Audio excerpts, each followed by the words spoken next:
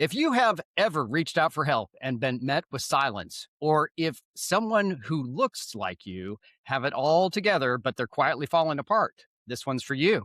In addiction treatment, a missed call after hours is not just an inconvenience. It can be the moment someone decides whether you keep trying or give up entirely. I brought on David because he has lived this from both sides. In long term recovery, he once ran a service helping people get to treatment and now leads Blueshirt Media, an AI platform built exclusively for addiction treatment centers to recover missed calls and leads. He created it from inside the recovery world because he knows what is truly at stake when someone reaches out and no one answers. Please welcome David Sichel. Thank you. Thank you. It's great to be here. I'm excited to always get pumped up and talking about recovery and what I do. I love it. And it's a great idea for a podcast.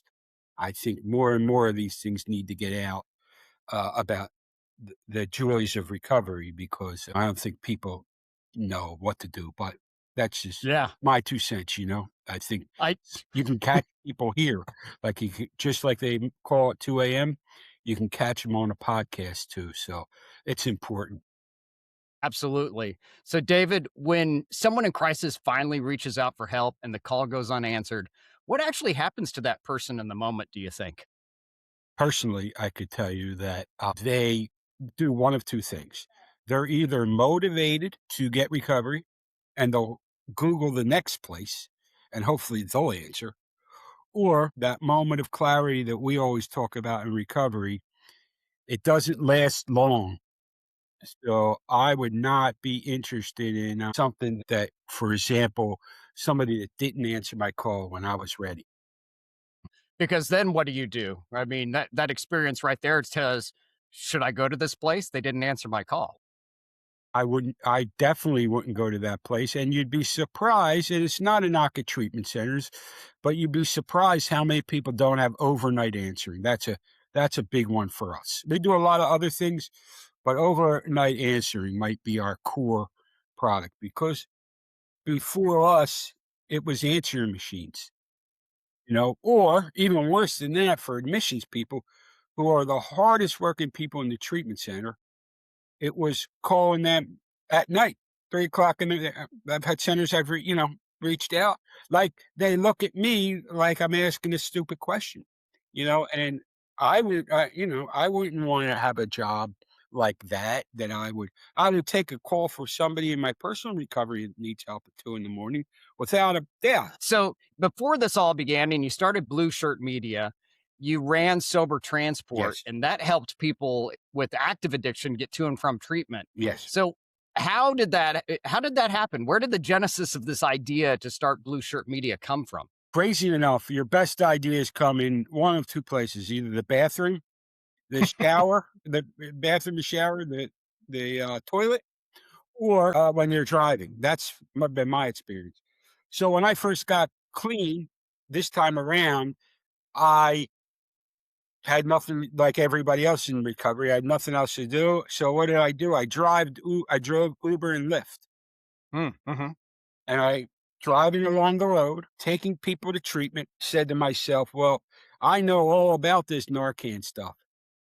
What would happen if this guy, because I know it, I know what's going on back there. This guy is, ODing or he passes out. What am I going to do to help this guy?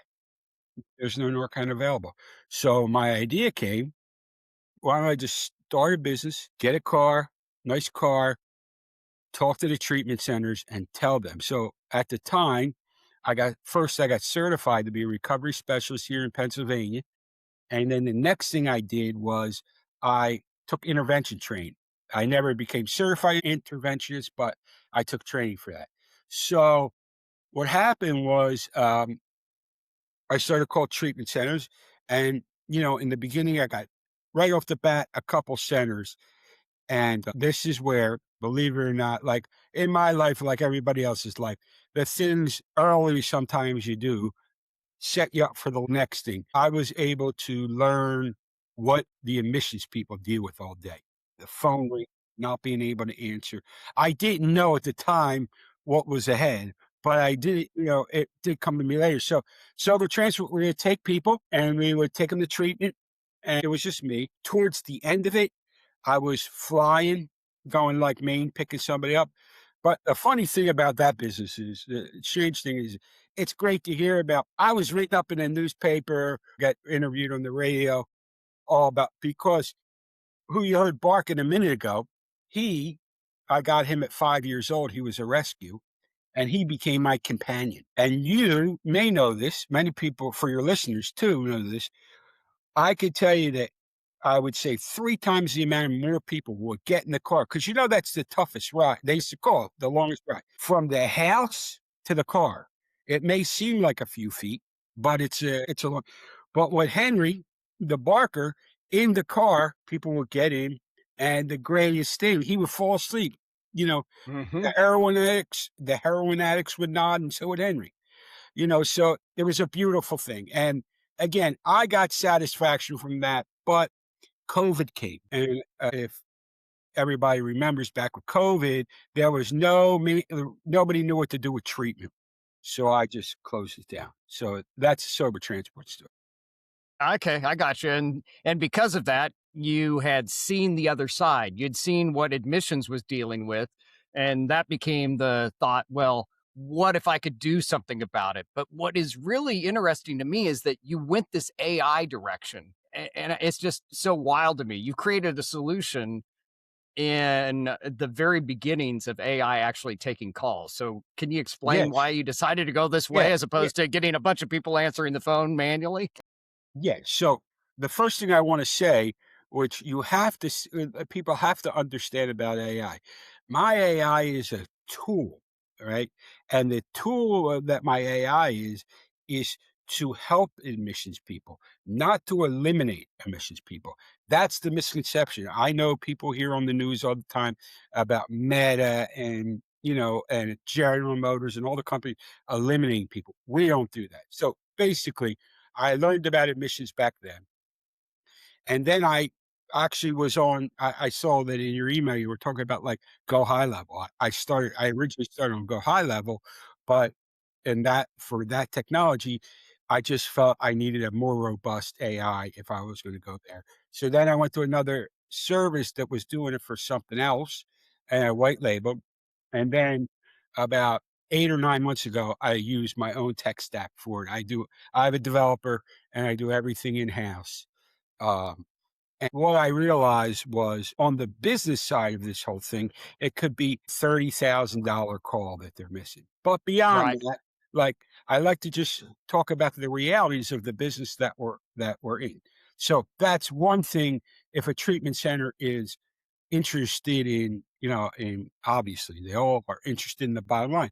But more importantly is, and we alluded to it before, we were talking about, you and I were just talking about that moment of sanity. When does it happen? Right? I don't know. I don't even remember when it happened with me, and it happened 3 times. Right? So I don't know, but adding to a little bit of program stuffing really quick is I believe, through a higher power that he gives you the opportunity when you're ready.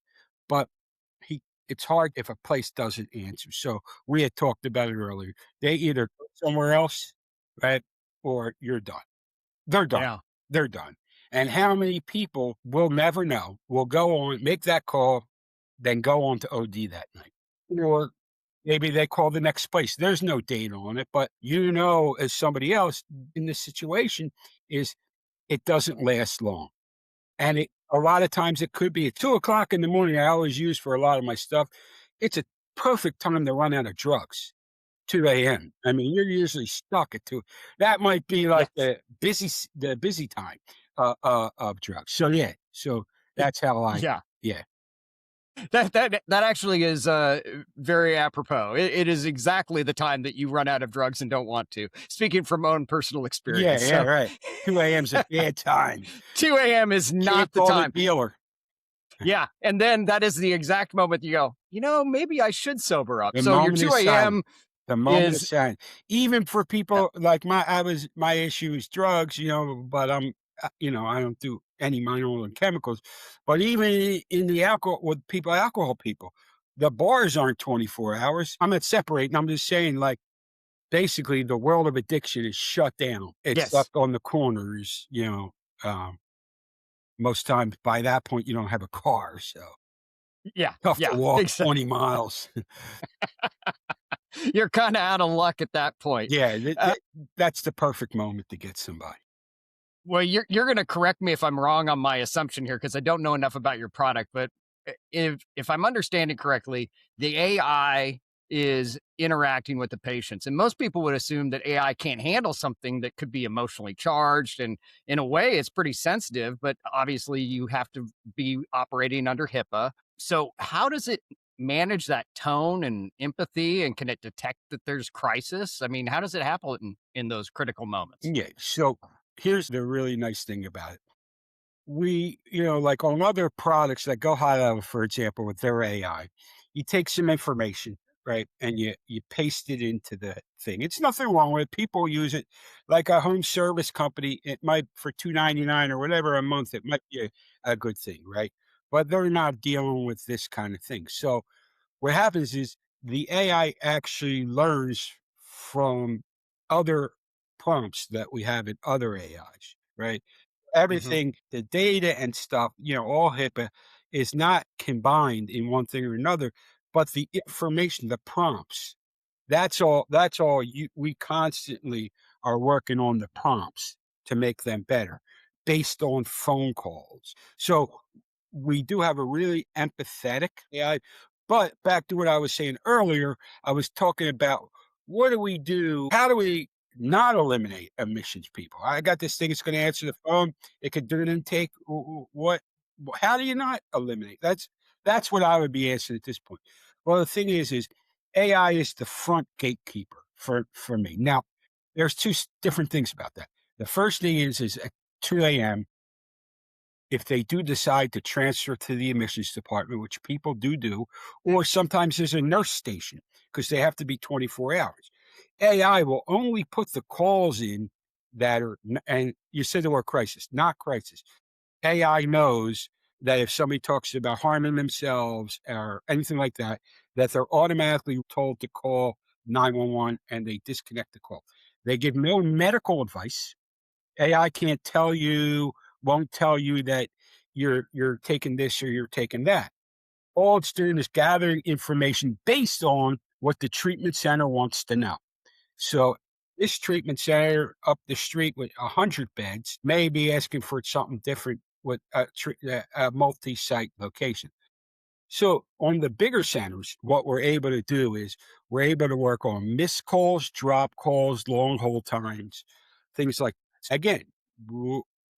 We'll go over that question that you asked earlier one more time. We'll say, what happens if the guy or gal is on hold for 5 minutes? You could say the same thing about 2 a.m., right? Yeah. Yeah. So AI will pop on the phone maybe in 3 minutes and say, hey, just want to let you know you're third in line, whatever it is. You're going to make this a little quicker. You can give me some basic information. We'll make sure you're transferred to a person. So we do live transfers all the time. What I mean, why I say that is we believe in the human connection. We don't want to take that away. And I respect that. If you want, we could put up a demo line. You could hear it identifies as an AI. Say it's an AI. We don't fool people. We tell them that calls being recorded. We also do a feature that a lot of our centers really love, and we send a text message at the end of every call. We first ask the permission to do it because there's laws on that too, and if they agree, we do it. So if you're on it, we have people that are on 2 a.m., overnight calls. We'll send the client a text message reminder in the morning to make sure he calls back admissions. You don't want to jump ahead too far, and we work with the client's CRM. We work with all the major CRMs. It's a little earlier announced. We just have a partnership with one of them, but it would next week it'll come out.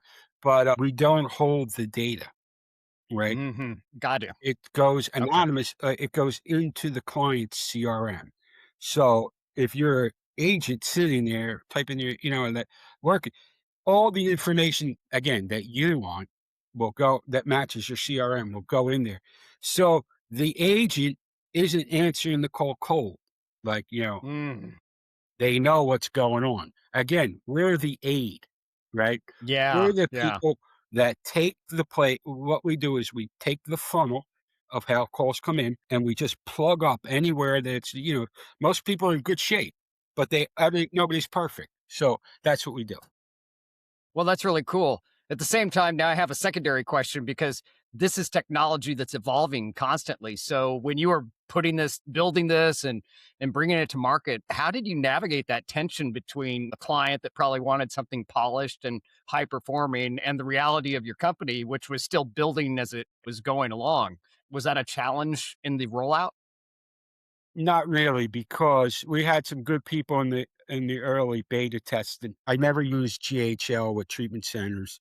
Hmm. I have already ran different models, tested it, and I'm the first to tell you when you sign on that, hey, this doesn't work today, but it'll work tomorrow or next week or whatever. People ask me that question too, like, where's it going? And I'll just answer it now. I have no idea. Would tell you if I knew, and I would probably be wealthy and not doing this if I actually knew the answer to that. Yeah, but I have no idea. But anyway, so yes, the answer to your question is it does evolve. It evolves midstream. And again, I tell people this too. It's technology, right? Hmm. Technology, your computer, my computer goes out, goes off, whatever. It could Hmm. happen. So, Yeah. but we're seeing a very low error rate and we're able to catch things and there's backup numbers. I personally know how important this is. So I put everything I have into it, my knowledge about it. And the fact that my reason to be here, I believe, is to help others, whether it be my personal life doing that or this here with the technology. Well, I'm going to lean right into that statement. You've said earlier that a missed call in the space isn't a lost sale, it's a potential lost life. So I'm curious in your own journey, how do you see this as a fundamental cornerstone of your recovery process ongoing? A lot of times, people in recovery, um, sometimes mix what they do in lieu of their own recovery, and they say, like, you know, um, I help people all day, so I can't go to a meeting tonight because I don't wanna run into any of my patients.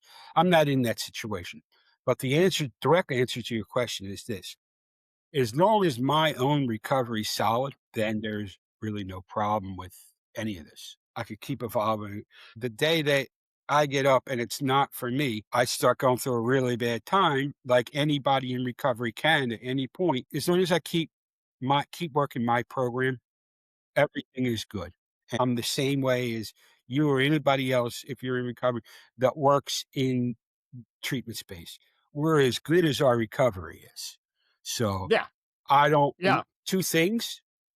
One thing is one thing, I don't go to meetings and talk about what I do, but what is funny is one of my clients is about, 3 miles from me.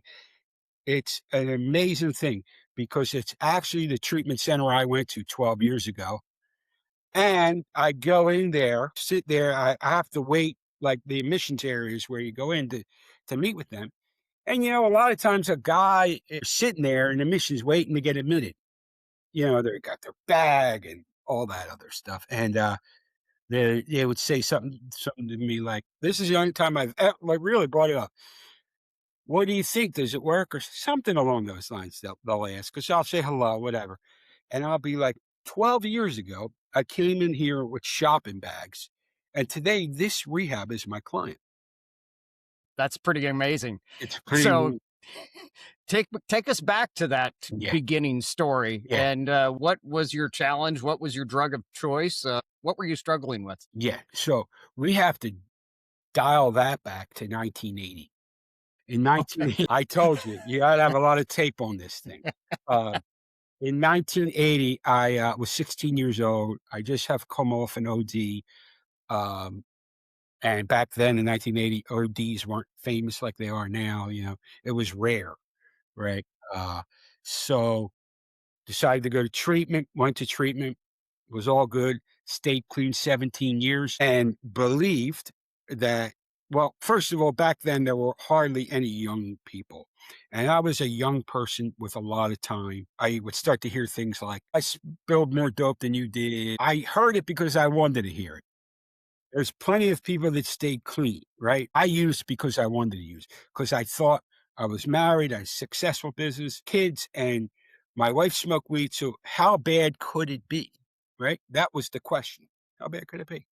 Well, 3 days later, I found out that they told me in rehab back then, and I never forget it because it stayed with me, is that your disease does push-ups, right?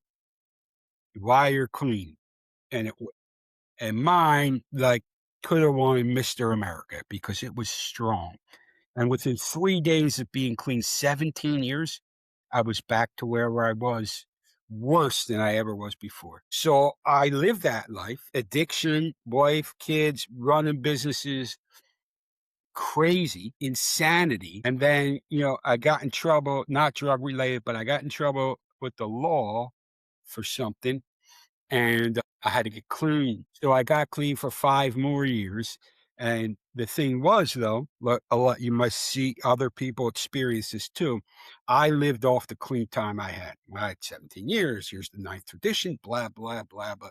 You know what I mean? But like, once everything was settled, I felt that I was free. And the insanity of this thing is doing the same thing time after time again, expecting different results. So the great idea that came up that time was I'll smoke weed again because that will work, right? How does that? That's the amazing thing about the disease of addiction, though. I believe I'm looking at you right now and I'm telling you, I believe that as much as I believed anything, right? It wasn't like, it sounds crazy now, right? I think about it now, it's crazy. I know it's going to happen. I know it's going to happen anyway, right? But you couldn't tell me that that was wrong. So, burned my whole life up again. House, kid, you know the story. House, Yeah. kids, everything's gone, business, everything's gone. And I go to treatment.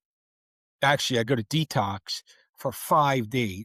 Actually, sorry, I keep going back because I called a friend. It wasn't like we talk about bottoms all the time. It wasn't any worse than any other day. It's just the life I lived. Called a friend of mine, said, "Look, I'm in trouble. He's, meeting. I need help." He's like, "Come to the meeting." I still go to a 1 o'clock meeting near me. I went. They cornered me in the back and not forced me. They convinced me to go to detox. And I said to them, I had all these things to do. And I always tell people, it's 12 years later. I haven't done one of those things I told those guys I had to do. But I went to detox for 5 days. 21 days later, I was released because, they didn't feel I was ready. Stayed clean for a couple weeks, wasn't really comfortable, went into treatment to the center we were just talking about. And the journey has been not, a lot of things have happened. But the point is the other side of our service is I was the guy that was never contacted again. Like I went to the center and I was never contacted again. So that's my story. I'm completely humbled and grateful for everything that I have in this world. It's not a ton of things, but the fact that it's come full circle again and I can do what I love is great for me. Go to meetings, sponsor, home group, all the things that, do. The highlight of my week, believe it or not, oh, you'll believe it, is I have the commitment up here at the local prison and we go up once a week. And, for me, it's just, Yeah, it's a rewarding piece, I can imagine. it's a I bet it rewarding is. piece because you don't go in there when you're sitting in the meeting. Even though they're in yellow, in jumpsuits, you don't go into that meeting thinking, "Oh, these guys are in prison." They are in prison, but it's you're in a meeting, right? And the only difference is there's no girls, right? There's no women in the meeting. But that's the only thing. But it's really heartwarming. And the prison up here had us on Zoom for 5 years. We just got in like 2 months ago. We started with one guy, and last week there were 7 guys. So Oh, that's great. yeah, it's getting so they're the kind of things that really pump me up, family, all that kind of stuff. That's really cool. Let's talk about the service afterwards. So your software then completes that gap. You leave rehab, you're good. What Well, it's happens more then? than that. It's more than that, but that is part of it. So what we do is what I was alluding to was what we were talking about was being the guy in the CRM. So I call this treatment center right now and I start going through their form, go insurance, everything's good, but and then I hang up. They're going to call me back, right? Bam. No, nobody's going to answer the phone anymore, by the way, anyway, especially an addict. It's probably getting high by then. Second time, no answer. Call tomorrow, no answer. We got to put them in an inactive file. With emissions stretched the way they're stretched, who has time to call that an inactive file? And to be honest with you, what good would it be to call it anyway? You're never going to get anybody. So what we do is we have what we call lead. Well, I like to call it lead reactivation, but it gets me weirded out when I say lead when it's people. I always tell the treatment centers that too, but it is a lead, right? So what we do is we get the client approved for text messaging marketing. There, you have to again, another hurdle. You have to get them approved to send text messages commercially. And then we work on the file by sending a text message. Hey, Joe, it's Dave from ABC Treatment. I just wanted to let you know, just wanted to see how you're doing. If they engage, an AI will engage back with them. And AI will text back. Well, I don't know. Oh, what do you mean? Like, she is I say she because all my I'm not a male chauvinist, but all my agents are women, right? Just I Yes. wanna go on record to say that, right? We do have if you want men, we have men. British, whatever voice we have every voice. The same way the phone engages with a call, the only difference between a call and a text, like a knowledge base, a text, is you can get in 10 times the amount of information in Mm, text than you can for a call. On inferior models of AI answering, you'll hear a lot of people stopping. You'll hear the agent stopping a lot, taking extra time to answer the question. And that is, technically because what they're trying to do is they're trying to look for that answer in the data. But the text information, it's unlimited. So we engage them. And the idea here is again, bring them back, click the call right away to admissions. All we want to do is get you to admissions. There's no other job we have. But the question always I always ask myself before I started doing this is what happens to those people? There's no treatment center out there that doesn't have that file. And we work with them based on how long a phone call is. And so it's basically a no risk offer for a treatment center because they're not doing anything. But what about the best part? Somebody's going to come back to treatment. I know it. You have enough. Some people have hundreds of thousands of these. So you're going to come back to treatment, and I know it. Somebody's going to come back. And yeah. what about that? You Yeah. know, Absolutely. Well, everyone, here is one sober move I want you to take this week, inspired by David's work. Observe one moment today when you notice an honest signal from yourself, whether it's exhaustion, a hard truth, or the need for support, and you're about to let it go unanswered. I want you to catch that moment in real time. In behavior, instead of ignoring it or pushing through, choose one small action that answers the call.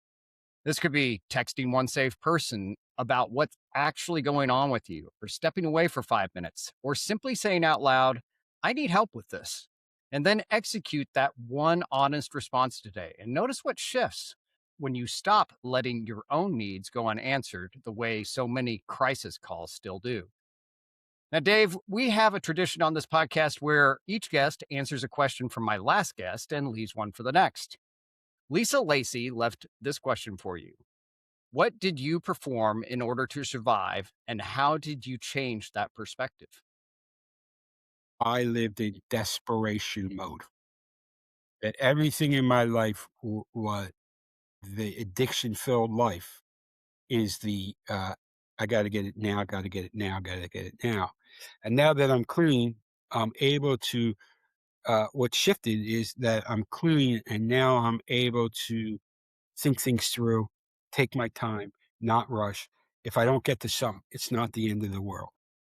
Yeah. Well, that's awesome. So you could tell Well, Lisa, thanks for the question. fantastic. Thank you, David. To everyone listening, keep observing your own behaviors. And if you're not already, start journaling them daily. A free guide is available at sobermethod.com. I'm Massimo Rigotti. This is the Sober Method Podcast. Please follow, like, subscribe, and leave a review. And share this episode with anyone who needs to hear it. Remember, everyone, your future is sober.